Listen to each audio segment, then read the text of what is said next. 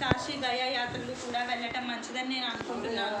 దేవా, మీ చరణాలకు నమస్కరించి వేడుకుంటున్నాను. మరి కాశీ గయా వెళ్ళిరానా అని అడిగాడు. బాబా మాధవరావుకు సంతోషంగా వెళ్ళడానికి ఆజ్ఞ ఇచ్చారు.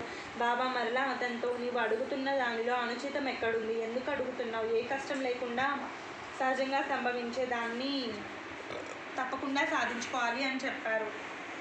అలా బాబా అతనికి అనుమతిని ఇచ్చారు. మాధవరావు బండి చేసుకుని కోపర్గాం మార్గాన పడ్డాడు. అప్పుడు అప్ప కోతే కలిశాడు. అప్ప మనవరాళ్ళని తీసుకుని రావడానికి చాంద్వాడాకు వెళ్తున్నాడు. కాశీ యాత్రను గురించి విని టాంగాలో నుండి దూకాడు. కాశీ ప్రయాణానికి అతని వద్ద డబ్బు లేదు. అయినప్పటికీ మాధవరావు వంటి తోడును వదులుకోలేకపోయాడు. మాధవరావు ధైర్యం చెప్పాడు. ఇక అప్పకు ఆలోచించవలసిందేముంది? ఆ అవకాశాన్ని తీసుకుని ఆనందంగా బండిలో కూర్చున్నాడు. అప్ప కోతే పాటిల్ ధనవంతుడు, కానీ అప్పుడు చేతిలో డబ్బు లేనందువలన కాశీ ప్రయాణం ఆగిపోతుందేమోనని అతనికి పెద్ద చింత. చేజిక్కిన మంచి అవకాశం వదులుకోకుండా పుణ్యం సంపాదించుకోవాలి. పైగా మాధవరావు వంటి తోడు ఉన్నప్పుడు తన కోరికను తీర్చుకోవాలి అని అప్ప ఉద్దేశం. అతని బాధను గ్రహించి మాధవరావు అతనికి ధైర్యం చెప్పి అతన్ని వెంట పెట్టుకుని వెళ్ళి కాశీ యాత్రను చేయించాడు. తర్వాత